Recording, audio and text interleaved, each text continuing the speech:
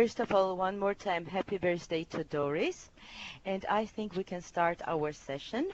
I will be supported today by my dear colleague Rosie, so she will be, whenever needed, bringing smart input. And here I would like to start with introducing what is on the agenda today at the first place, and we go as planned. It's planned for our call for today is planned for 1 hour 15 minutes, and I very much hope that we will be on time. Yeah. Okay. So result-based management for SOS Children's Literature Program. What do we have on our agenda today? First of all, I would like to do a quick draw. RBM quick draw, so to introduce the main content of RBM and also leave a space for question and answers for clarification of the content. In this part, basically, I will also try to explain what does it mean, in fact, according with the policy support document, to have RBM implement in programs, how the guidance Katie, you're not sharing your screen yet, in case you want to. Thank you. That was important input. Just a second. Please let me know when you see it. Do you see it, Rosie? Yeah. Okay. So it's about introducing RBM content and clarifying open questions. And then the second part of our discussion will be devoted, or our session will be devoted towards clarification of regional RBM project, because all of you already know that we decided to set up implementation as a regional project. And I would like to discuss and get your opinion about the implementation phase, about key milestones for 2018, and also, last but not least, one of the most important aspects of implementation, implications towards member associations on the one side, but also implications on the side of GSC, and of course to try to answer your questions as much as I can, together with Rosie, but whatever cannot be answered during this call, I promise to take it also with me and try to clarify some issues together with colleagues from International Office. So this is so much about today's agenda.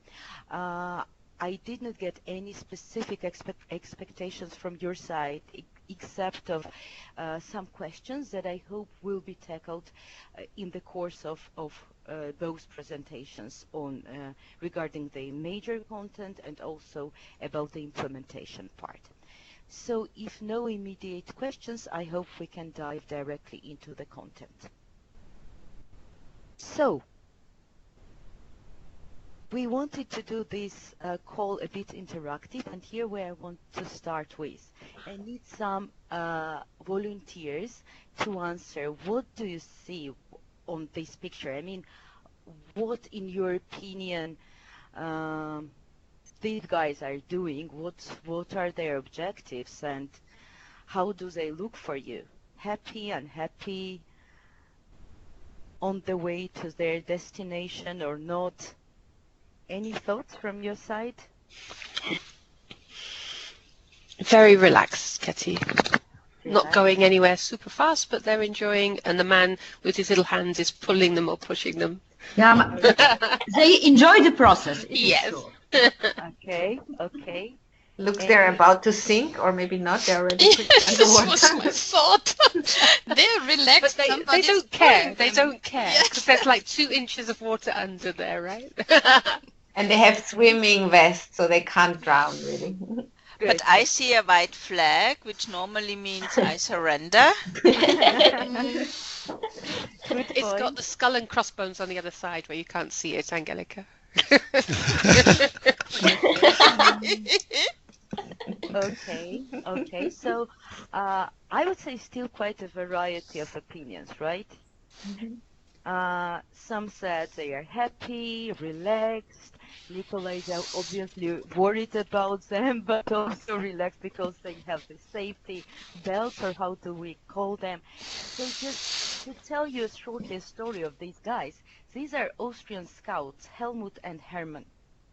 And these guys decided to build a boat without using a single nail. They thought they know how to do it, and their objective was to cross a river. And after mm, investing quite some efforts into building this boat, they finally realized that, well, they didn't quite succeed because they are, as you see, they're sitting on it, but the boat is almost under the water, thinking, and they are not quite sure how sustainable it is. They gave up their idea of crossing the river.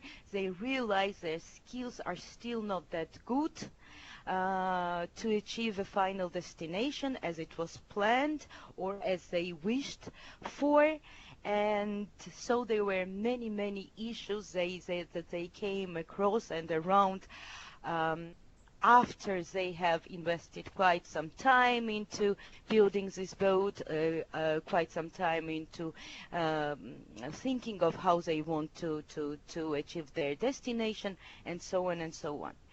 And this is a kind of an illustration that may support us to position result-based management. How can we make our life difficult instead of just enjoying the moment? No, actually, how with RBM, how with result-based management, we can avoid waste of time and resources, and try to do things from the very beginning in a way that they are most efficient and support us with the most effective and efficient way and investment to achieve our common destination or desired destination. And here how the boats basically look from the very beginning. This is how the boat may look in which we are all sitting basically today.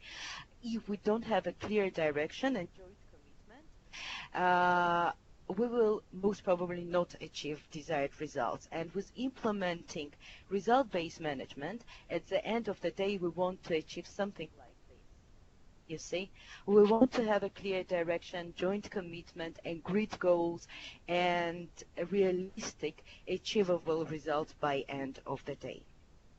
So coming back to the result-based management, I can say that thinking about it, it mainly can be formulated as a management strategy, as a mindset, and not just a tool or a set of activities that bring people together and support them to focus on the benefits that are being brought by our programs on the level of program participants and beneficiaries. And the central principle, basically, of putting result-based management into the practice is related of having commonly agreed intervention logic, or it's a principle of results thinking, whereas the intervention logic illustrates a causal relationship, if I may say so, between various elements of our program. We used to have certain elements of result-based management in our programs, services, and interventions. It's not that we're starting from zero. We definitely always used to implement activities, and we were focused and very good actually in monitoring what are we or even evaluating, or what are the immediate results of our activities. However, for our organization, very typical until I would say last maybe just a few years only, was to be really focused on activities that we are implementing in our programs and immediate results that we are getting with those activities. We were not so good up till now of being focused on more midterm outcomes and moreover on assessing the impact that we are bringing into the life of program participants that can be formulated in more long-term sustainable effects that we achieve in programs, with our programs in life of children, families and communities. And this is, I can say, is the key principle of implementing result-based management, which is saying that in order to be good in achieving long-term sustainable results, you have to develop and define jointly a clear pathway towards your overall objective. And in order to achieve this, you need to do a proper planning. You have to clarify your baseline to know where you are right now. You have to be sure where you want to go, and you need to build the entire results chain or this causal relationship between your activities through the whole way towards your impact. This way you need to plan, you need to monitor your activities so that not to like these boys, not to find yourself in a situation that you finished your work and basically you cannot move, you cannot make any step towards your final destination, so that you can adjust your activities on the way. You also need to check your midterm objectives, and ideally you plan respective resources to be able to identify and assess whether you are making a sustainable effects on the communities and children and program participants. If we think of result-based management, we went through a long way of its development.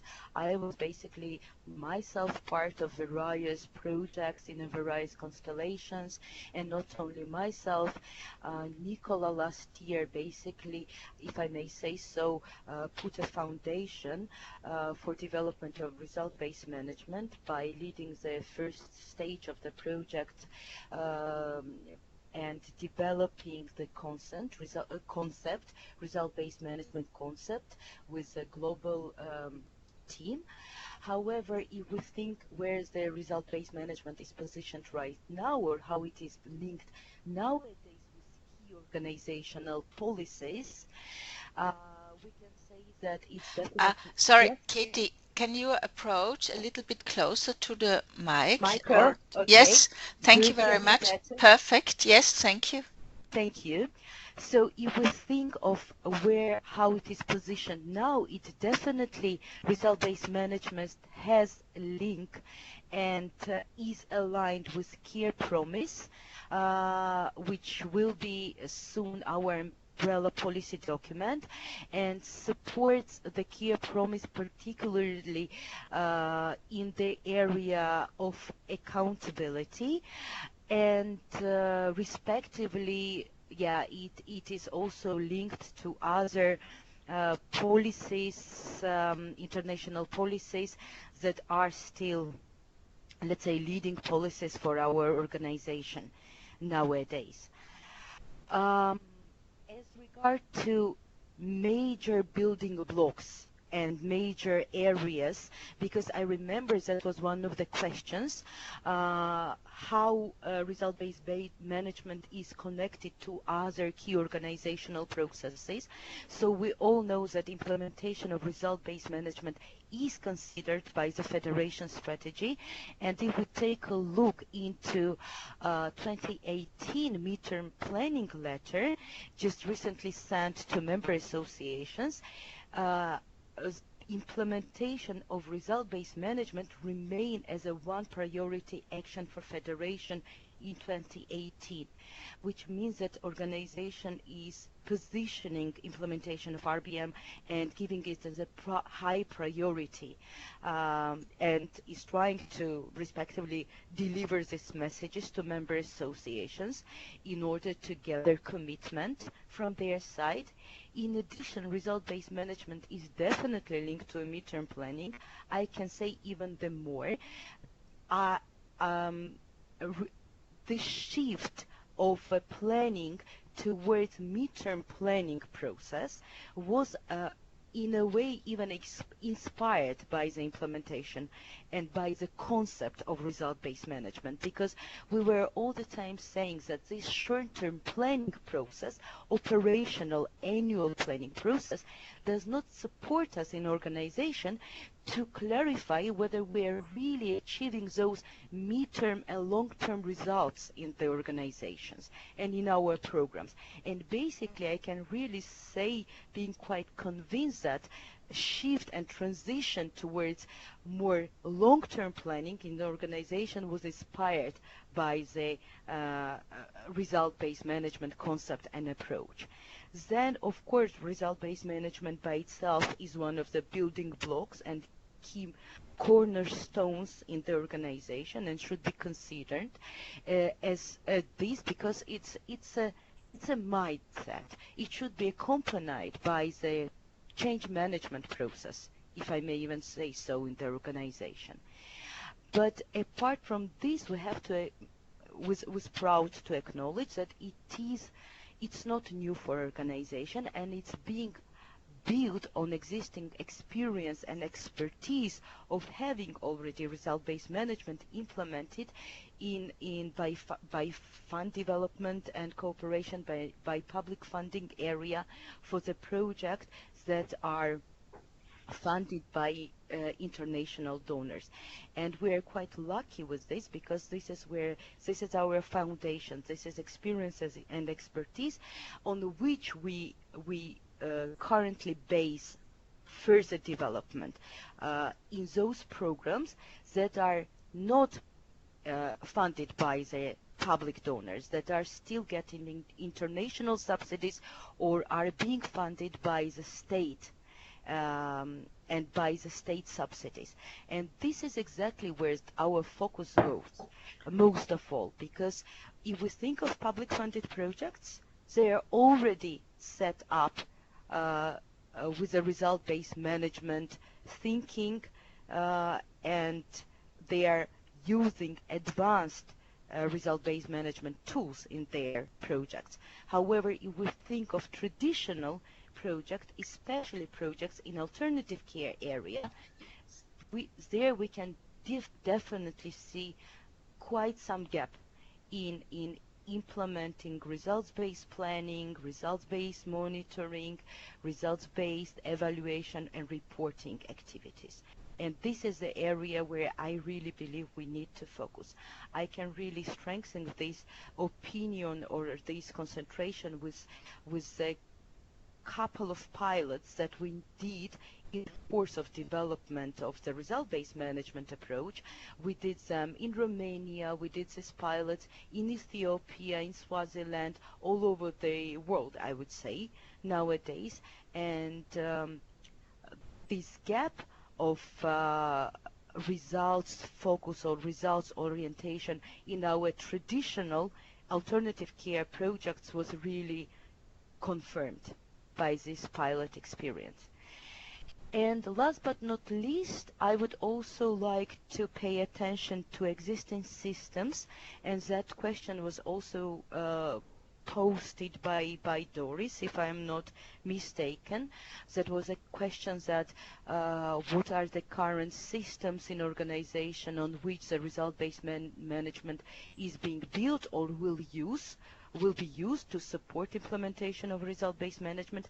And here I can say that definitely program database is one of the core systems that will support us to implement result-based management in terms of collecting data on individual and family level that basically informs final achievement of the results on the level of individual outcomes and even on the level of impact on the society via individuals. Yeah, so they are already existing systems that support implementation of result-based management, and in future, as you know, we already are quite well on track in terms of aligning different data management systems with PDB, and this is already one of the achievements, and it all will contribute to successful implementation of result-based management in future. What are the benefits as seen by us and as identified by the years of implementing result-based management in other organizations? Actually, I have to mention that in this respect, we're quite behind of other like-minded organizations that are implementing RBM for more than 10 years, for sure. So we see that result-based management will bring evidence-based programming as such in organization, evidence-based planning, decision-making, and respectively advocacy activities, more comprehensive, reliable, and result-focused collection of monitoring data, respectively reporting. It will increase focus and increase importance of evaluation and performance management. Of course, there are some implications that I will share with you on a later stage, because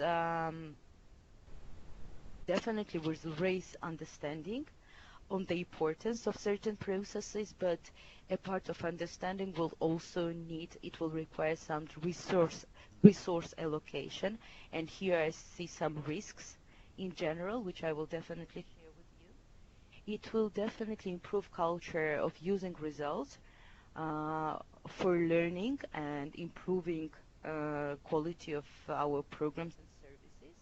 It will definitely contribute to improved and increased transparency and accountability towards stakeholders, would that be internal program participants or external stakeholders, and definitely comply with international program management standards, and will ensure better access to fund development, especially on the side of governmental subsidies. And last but not least, it will increase efficiency and effectiveness of programs through standardization of certain processes and templates, and I will talk about it more precisely because I've got certain questions. There were questions from Caroline, for instance, where quite legitimately you were asking about, and Zdenko also, you were asking, okay, how exactly we can measure this increase of efficiency and effectiveness, and I will come to this point a bit later.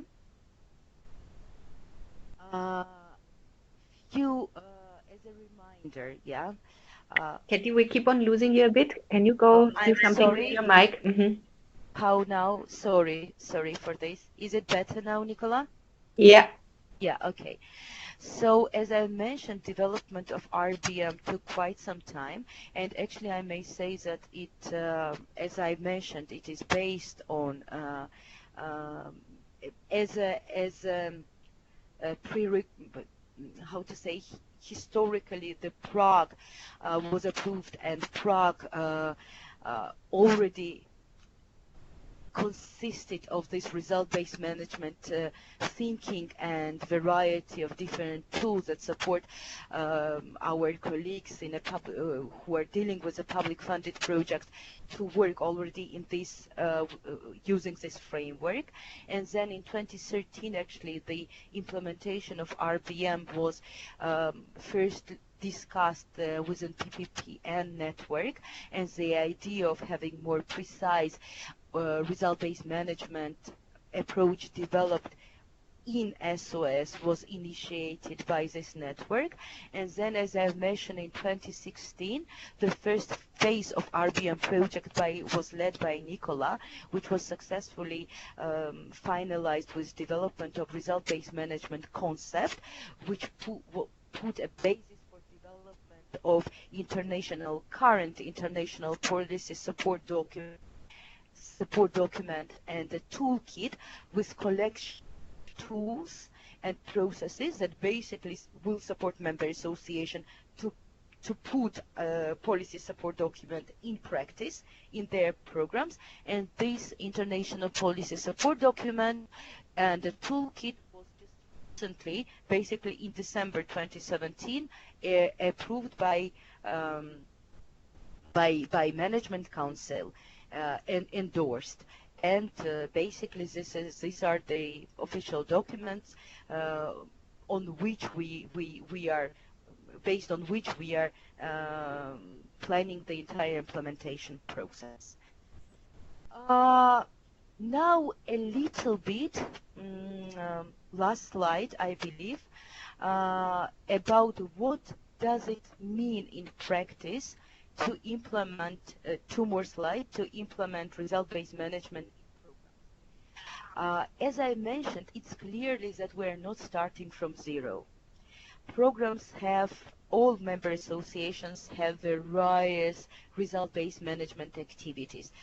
Especially good they are in planning of programs, would that be new programs, but here I'm talking also about ongoing planning, annual planning processes. They're also good in certain activities when it comes to having results frameworks, logical frameworks approach, especially I can say in family strengthening and prevention services, not that good in alternative care as mentioned before. But overall, we decided to distinguish different levels of RBM in programs, and overall objective would be that all member associations would be expected to reach standard level of RBM practices or RBM elements in their programs.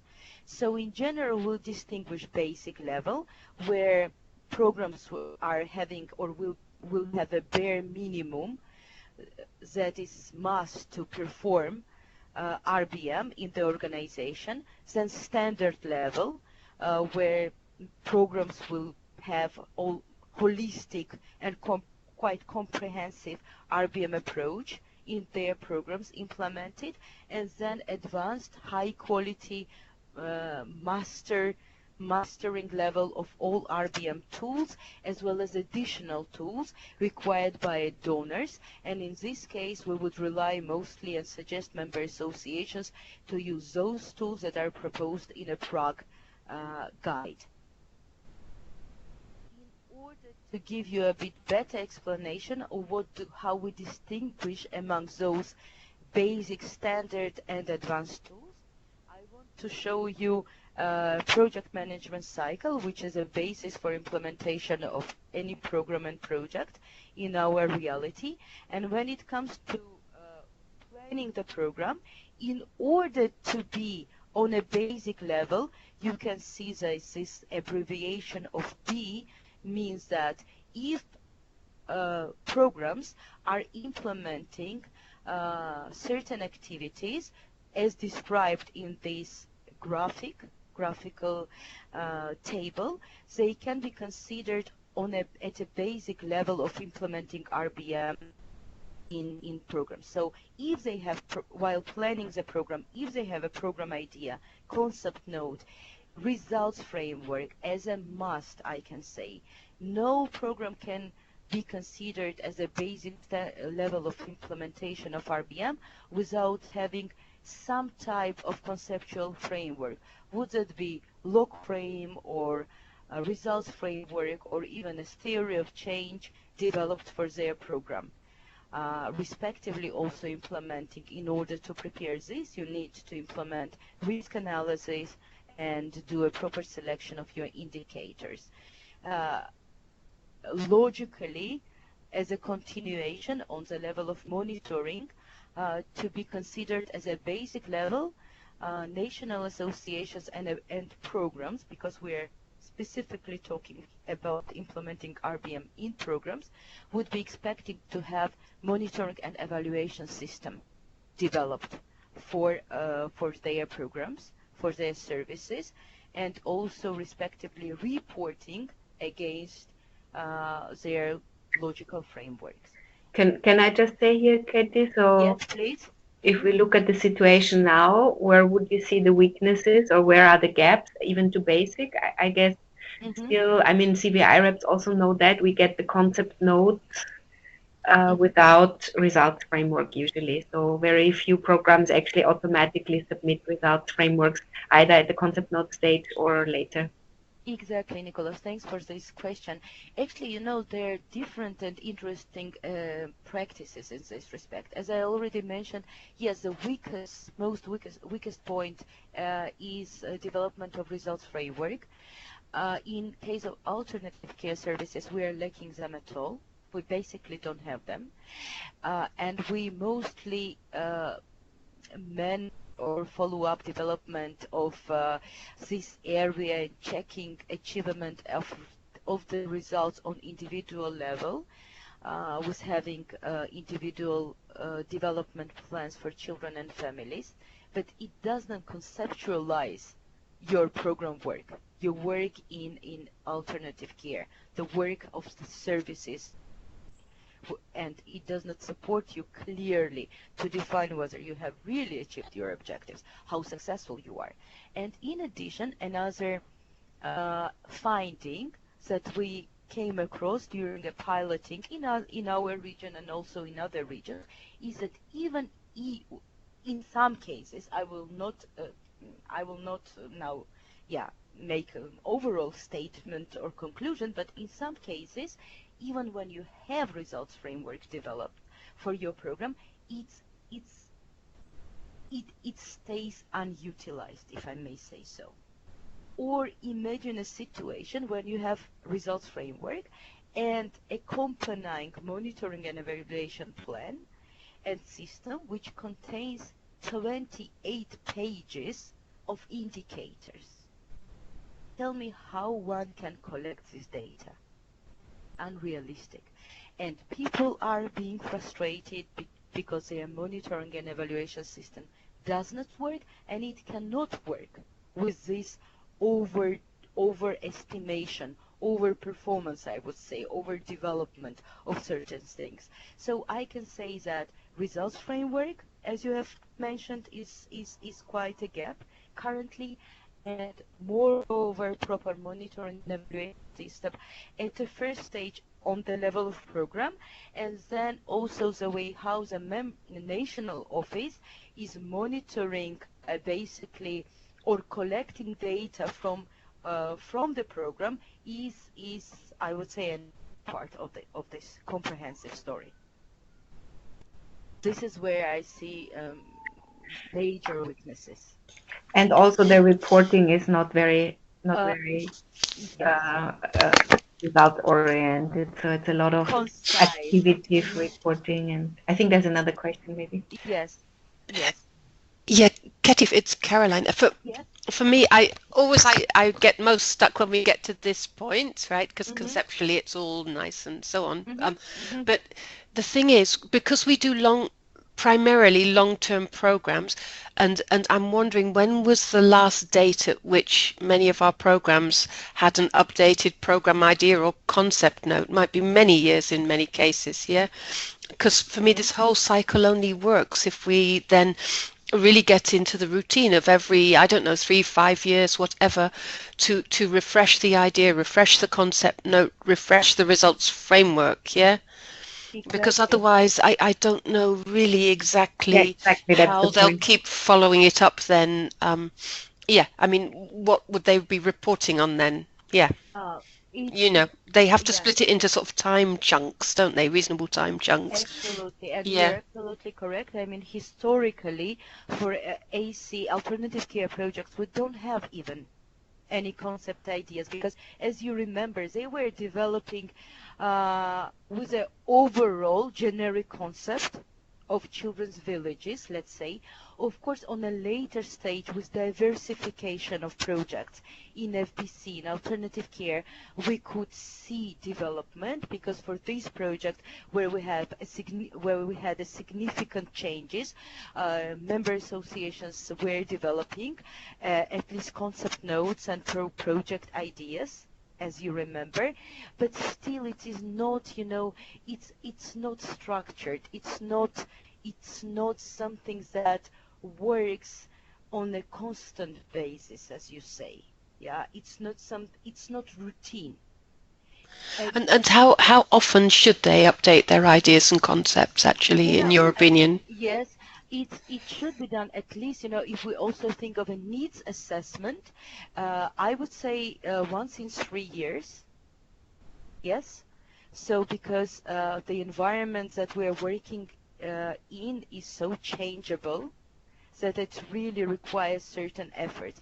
It does not mean that it has to be done always, with external resources. It might be done even internally, and this is one of the components where, with implementation of RBM, we will try to develop those skills and knowledge on revising their environmental conditions and so on. But definitely as minimum 3 to 5 years.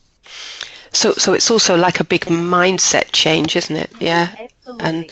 And they will see it like as big a workload, annoying workload, so we have to sell to them the benefits of doing that. Yeah.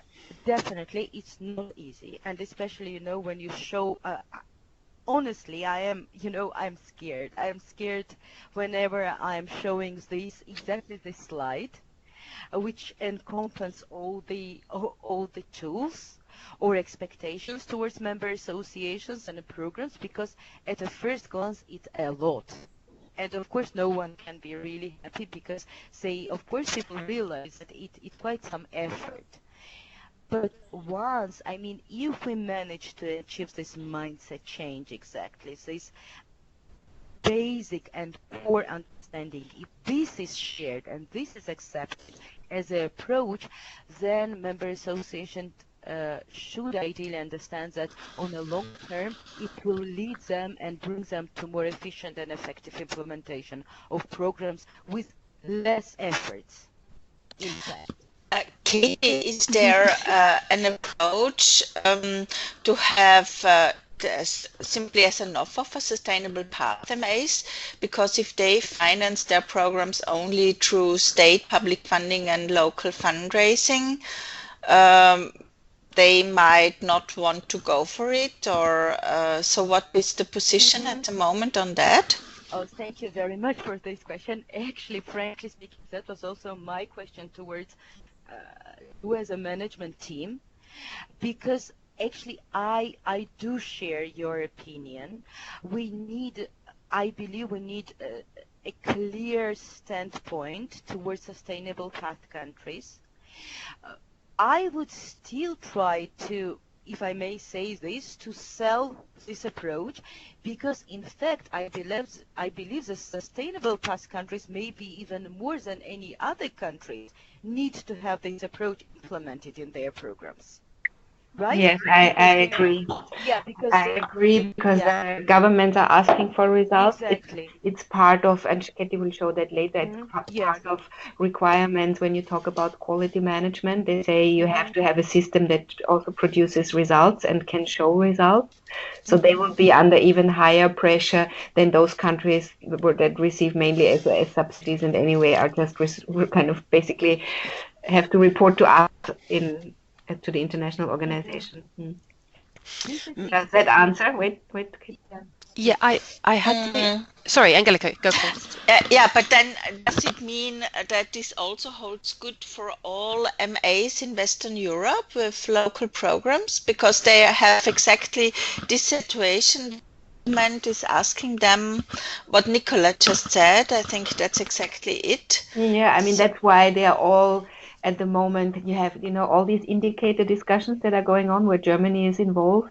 Germany invests a lot of money into evaluations, so they are on that track already. So we can't say that they're not doing it. So I don't know if they have results framework in each program, but they have something like that. So they do have indicators that programs need to collect. They do need to report on their results. What tools they are using now exactly, I don't know, but they are definitely on that track. So our countries have to follow that. Yeah.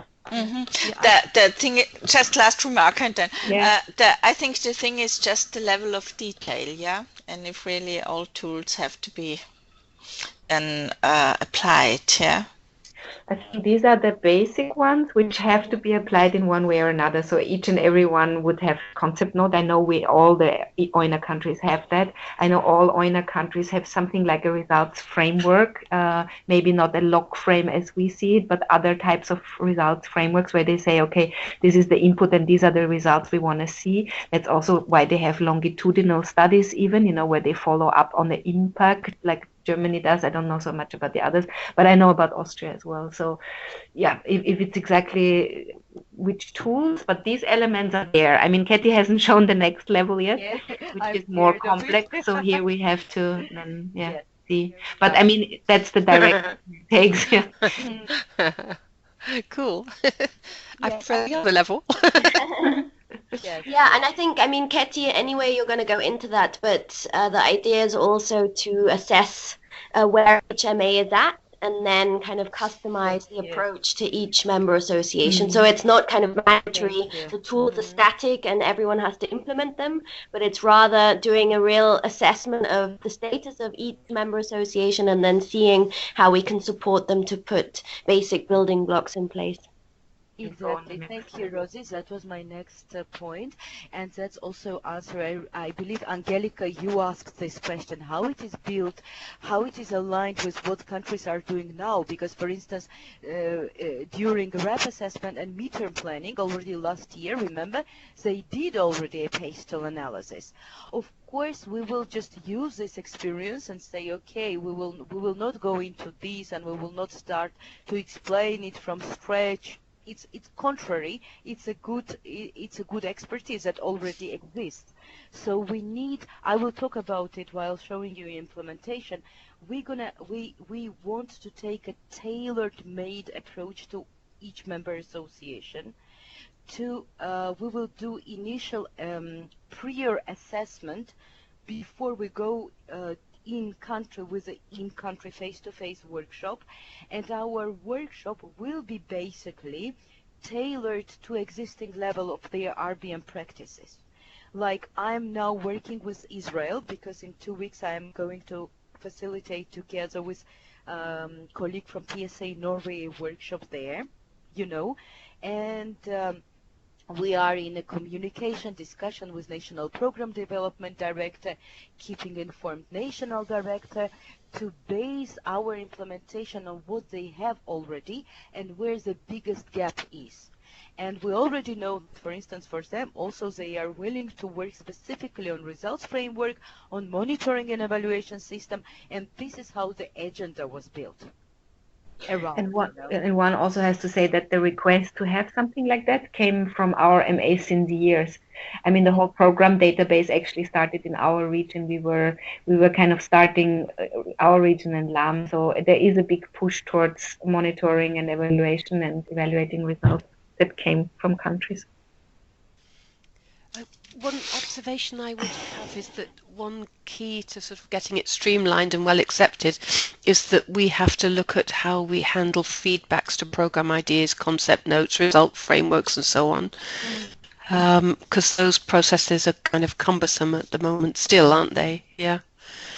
And that probably is adding to the sort of resistance. So I don't know how we look at how we can sort of work together to make that part work for them in a more streamlined way, and then hopefully that will become sort of then that part of it will become something that they want to do, they find valuable and so on, rather than something that's done at the moment. Probably the sense of it is they do it because the IO demands it and that's why we do it, rather than it's a valuable process for us. Yeah. I agree with you, Caroline. You know, for this one, I am thinking we are not yet there, but we are going to have a regional project team, right? And here is exactly the role of this regional project team, to make sure that those accompanying or related processes that are being implemented within the RBM are, so to say, followed up and optimized if needed from the side of each and every function. Then we can make sure that we do not complicate with this process, but rather it supports us to critically assess existing processes and make them more efficient and more effective. I see a big role of regional RBM project team in this, in cooperation with the MAs, of course. Thank you, Katie. This is Doris. I Yes. hope to hear that, because this is, I think, very important. Where are the exact faces to the functional work, other functional areas work, finance, HR. I read here data quality assurance. So I think it's important to know what exactly is needed to make finance RBM fit, and the way of monitoring and evaluation procedures, what we have so far and what we should have in the federation. That's one thing. So what would be the standard? But then on the other side, what are the current capacities in an MA, which can be very different, can be excellent PD, work in an MA, rather poor finance data quality work. So this then of course influences the whole cycle here, because things start with a sound and the correct and the right data. So I think here it's very important that we go line in line with the hub of the project group to set up how it should be, and then in the assessment what are the individual work packages per MA in order to run that effectively, and what does it mean for the individual functions for support services. I think that's important. Absolutely agree. I mean, I don't want to frustrate anyone, but you know, I mean, sometimes that, yeah, our work is not, how to say it. It does not go hand in hand, and ideally one would first clean up those processes that we're trying to implement in member associations, right, within the frame of RBM. But at least on the international office, there is a strong commitment of having also multifunctional team that will be working exactly on the same objective, to make sure that the processes that we want to implement and make standardized across all member associations are most efficient. And really support programs being really result-based, focused, and useful for member associations. That's also one of the objectives. So as you can see, if I just quickly continue,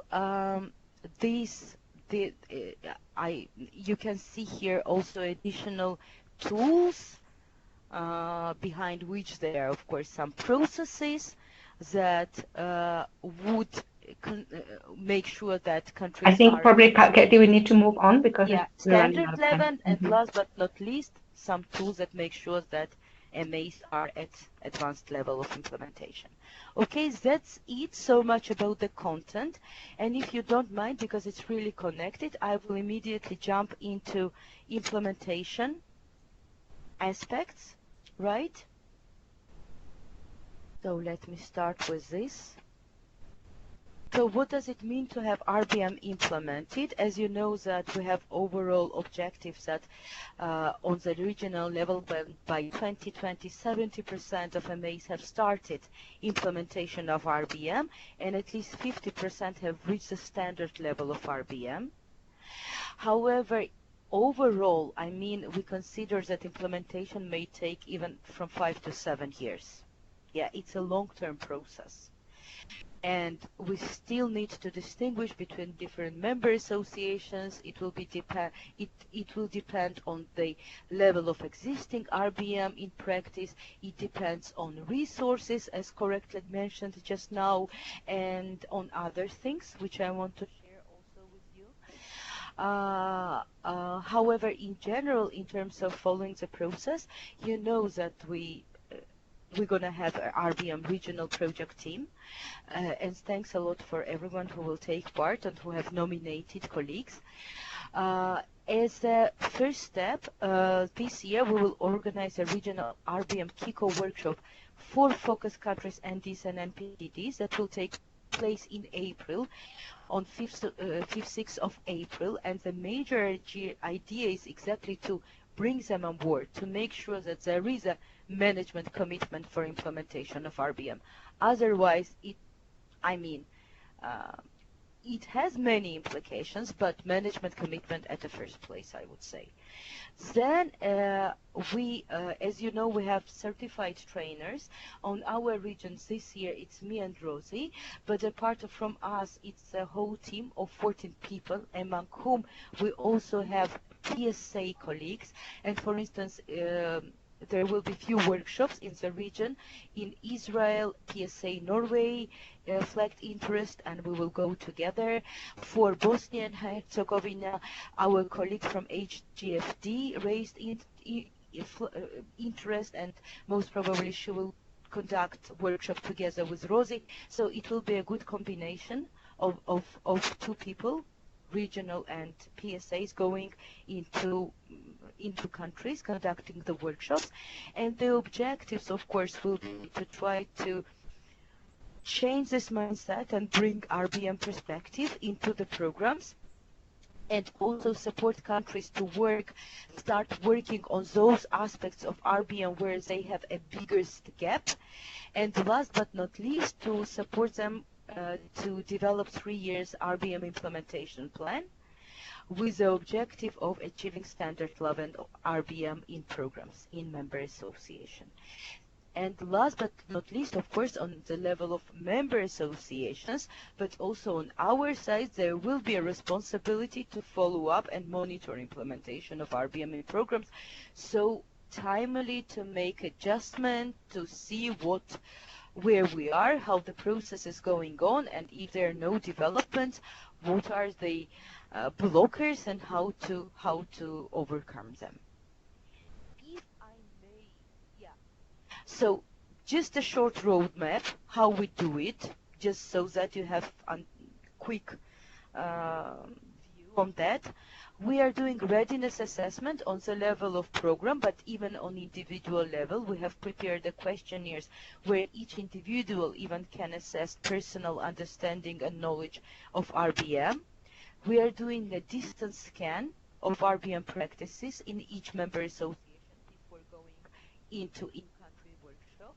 Then we will have in-country RBM workshop, which will be tailored to the needs of member associations.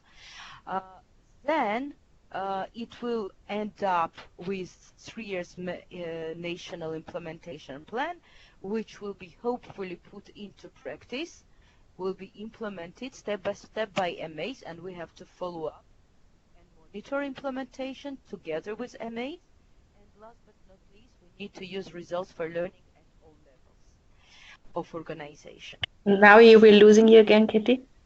Okay, now I'm back, yeah. I hope. Yeah. Okay, and now shortly, but most importantly, what are implications and risks? We combine them in one slide, though some are really implications, but some are really serious risks. Implication is to position RBM at annual planning, and here definitely we also need your support of CVI reps and in general of RMT to communicate it during annual planning process, that member associations have to flex their interest if they are really interested in this.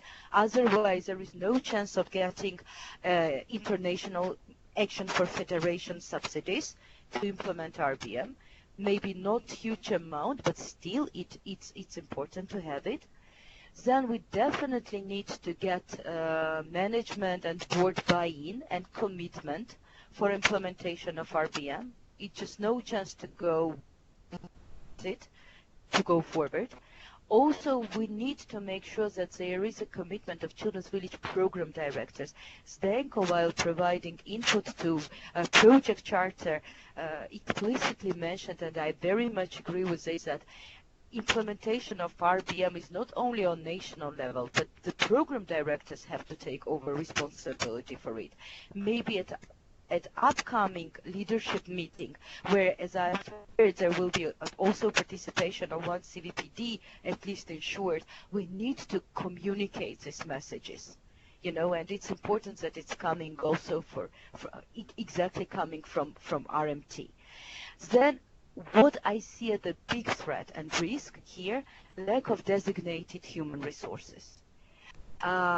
Even with having, on the one side, we see that they are quite strong PD teams, but honestly, I am not still convinced that this ensures implementation of RBM. People are extremely busy with millions of different tasks, and yes, based on experience, I have doubts that and I have concerns, and I see this as a risk. I don't know what to suggest as a measure. Maybe one of the things could be that when commitment from the side of management is there, they will make sure that our key PD colleagues are devoting time for this project and are really accompanying programs in implementing RBM, but it has to be ensured. Otherwise, I see it as a big risk. And last but not least, on the level of member association, we see lack of financial resources for ongoing capacity building and consultancy. It's really a small amount of money which is allocated for countries. Right now, I could see already that, for instance, in Israel, out of this 5,000 euros that is given to member association for RBM, almost half of it will go into translation. I mean, it's really minimum of minimum. There we have to see whether countries can try to incorporate some capacity building activities and get some funds via maybe public funded projects, or we need to advocate towards IO and management, senior management, to allocate more resources for implementation of RBM. But I see a lot of threats in this. And I think this is most important. Katie, it's Doris. Isn't such investment need something which rather would be in the beginning as a kickoff, as an investment into a change of how you monitor, how you evaluate impact? Because through that exercise, we hopefully will identify programs where from the financial resource use, they're not really target their investments where they have the strongest impact. And through that, this should, not in the very beginning, but over the years, also constitute savings, so to say, which then are well invested in further maintaining the RBM system as such. So also this attitude and this understanding, I think, is important when we discuss with the MAs. But I understand they want to see this quantified, that they can believe it or try it out. Yeah. I mean, the big problem, I think, sorry, Katie. The issue is really human resources. So it requires human resources on the different levels, and that's one of the things where I'm sharing the concern. So if these resources are not there, these dedicated resources, I was just talking also with Rosie, because we know still from the Ethiopian pilot, because they have so much public funds going into SOS Ethiopia from different donors, they have built up very substantial human resources on national level. In each program, there's a monitoring and evaluation advisor, and the system is functioning very well there, obviously. So, yeah, that will be one big challenge, really. Who is there to introduce it and maintain it? Yes, build it up and maintain it. yes, I am really, I thought that I have to share these concerns because I really worried about this fact, and I am really worried that even these small investments in terms of resources, but in big investment in terms of our uh, our time, our commitment, our, I don't know, yeah, skills will go into this, but and also from the side of MAs as much as they can, but I'm afraid that it will be frozen at some point. But I have to ask at this point, knowing that all 25 MAs are quite active, some more, some less, in public funding. All of them got project cycle management training. So there should be expertise in MAs on that you can build. So what is so different? Yeah, I understand. Yeah, you have to introduce the tools, but it should be more or less the same direction, right? I agree with you, Angelica, and this is what we do. For instance, with all previous pilot workshops, we invited at a national level in the workshop public funded colleagues, experts in this area, but again, you know, they are so busy. And they're so much focused on public funded, on their own projects, that their resources is not enough, you know, to accompany other areas, you know, people in programs. It's not enough, you know. I can also see it confirmed with a practical experience in Romania, where we did implementation, piloting of RBM, but at certain point it was stuck. There are very strange noises, sorry, that are disturbing. It was stuck at some point, you know, Angelica. Obviously, because still it's not enough. Otherwise, I fully agree with you. Yeah. But then this should be considered in next year's action costs? Yes, yes. But this is what is my concern. It's not considered, and from my level, I cannot do anything. And even from the level of my colleagues who are leading the project in IO, like Fiona Clark, she did not succeed to bring more finances and more resources into it.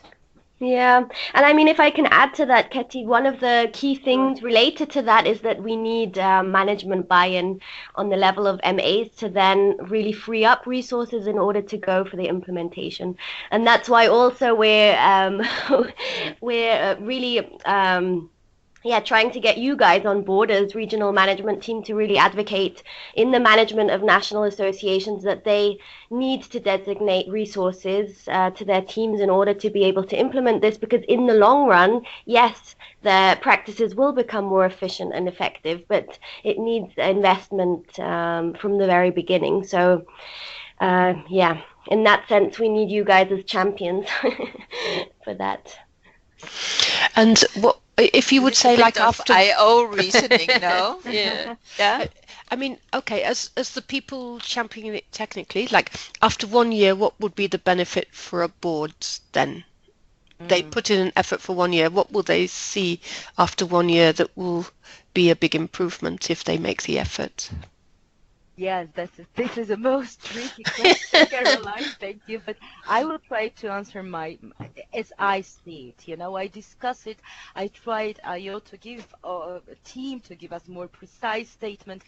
I mean, maybe after 1 year exactly, we cannot give you precise results. But what I can see already as a benefit, if after 1 year programs manage to have developed precise logical frameworks and already put a basis for monitoring and evaluation systems, then the findings, the data and information about them achieving results by their programs would fit into board interests, right? They would get a very system after 1 year already, a very systematized data reporting on maybe in the beginning outputs and short-term outcomes.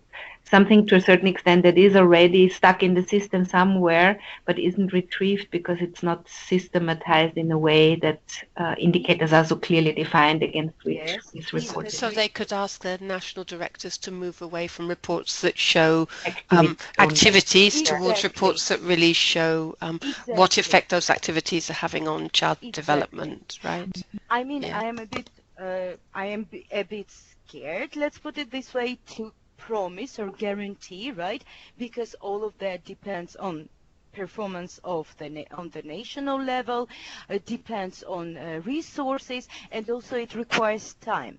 Maybe 1 year interval is a bit too fast. I don't believe, Katie. I think, of course, it can be done. Should be already data after 1 year. Some data, yes, but not for all, you know, not also it depends on what they want to get, right? So on the level of outcomes, on a level of more long-term results, they still will have to wait.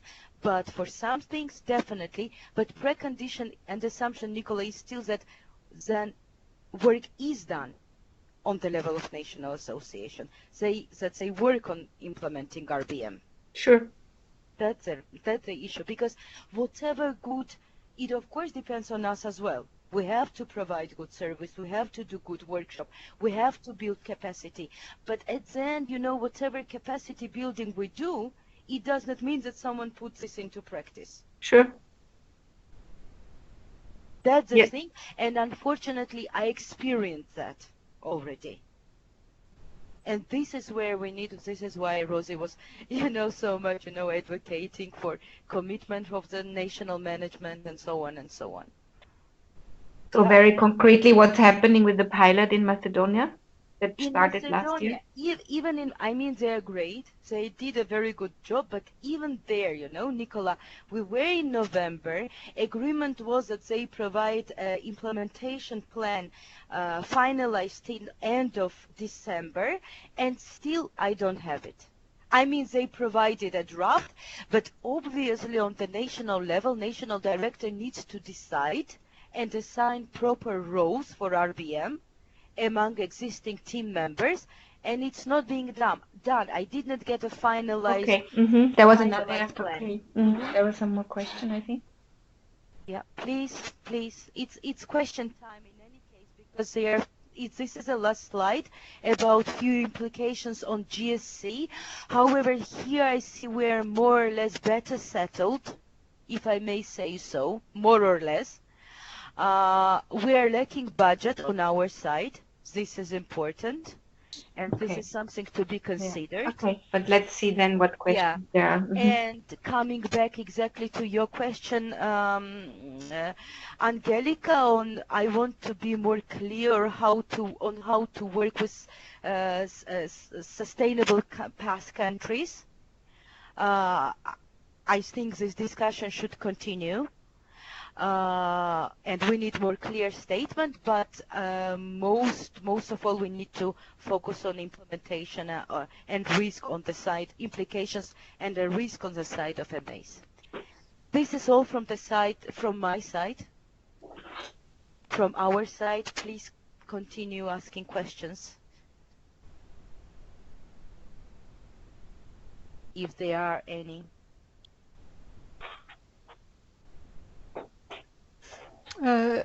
I'm building on what Caroline mentioned and also what Angelica brought up. I think we are in the breaking point in the organization now about our processes related to you mentioned the program idea and concept note, all the programs. So in this year now, it is also on the priority list for the management team. What are the requirements to different countries? The ones who are receiving subsidies, the ones who don't receive subsidies, it all comes together here. So it is really crucial as well. What are the different steps? What are the requirements to different groups of countries, and then how do we adjust and make it meaningful? You know, Katrin, if I was also asking these questions from global team.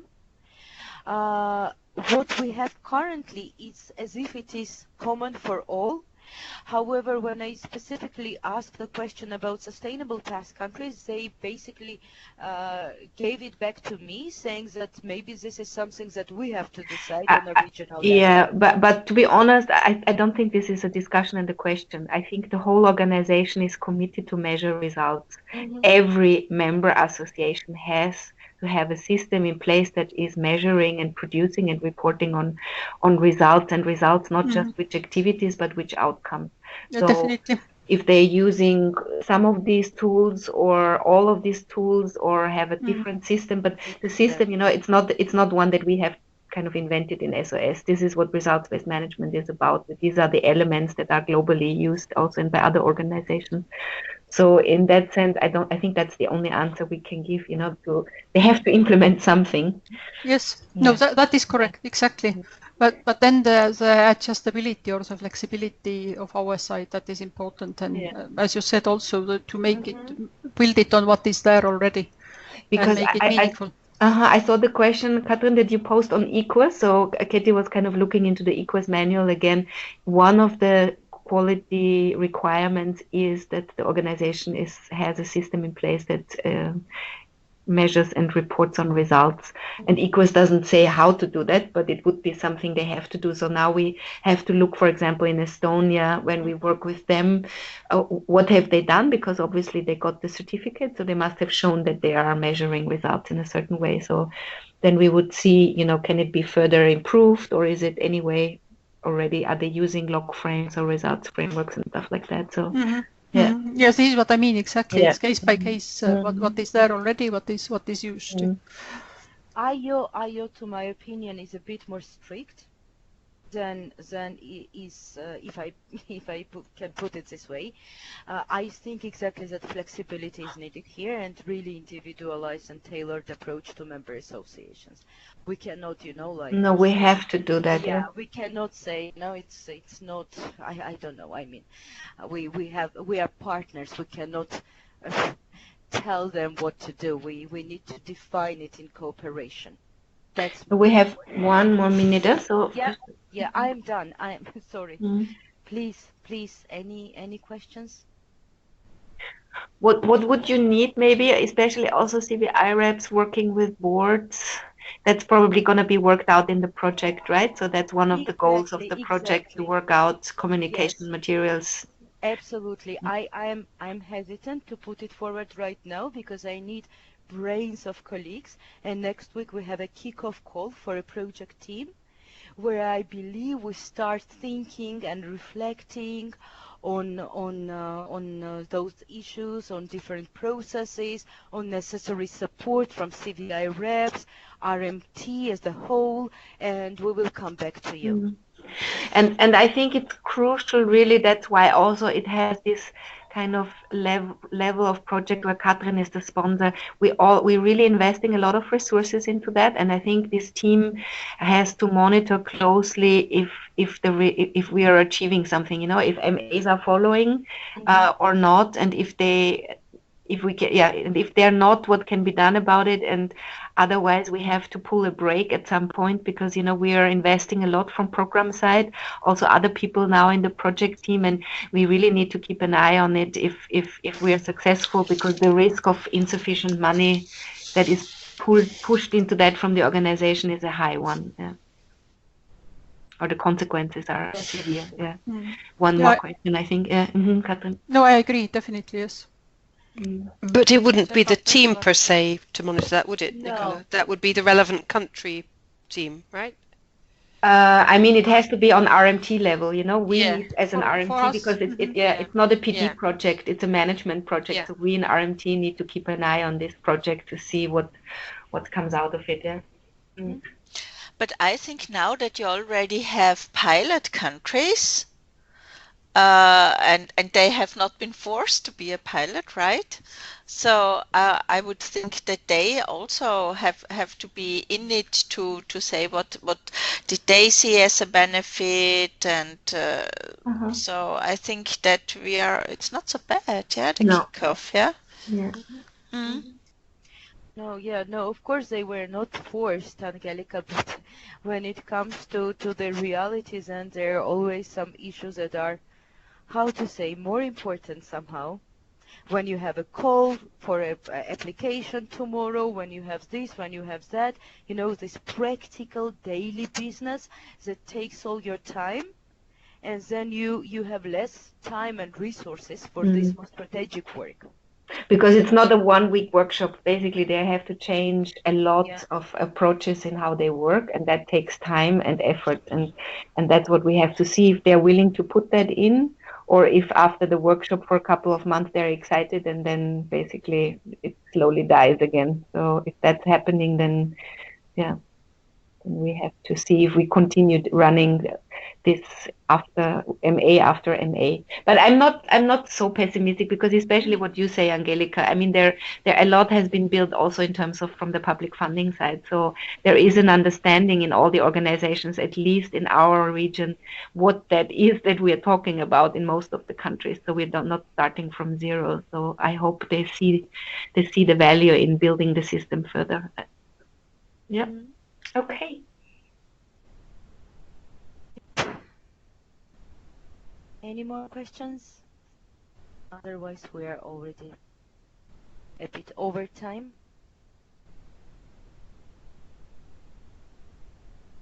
Okay. Thank you, Katie. Yeah, thank you very much, Katie. Thanks, Katie. Thank you, Katie. Goodbye. Yeah, we will keep you informed. Mm-hmm. Yep. Thank you. Great. Bye. Bye.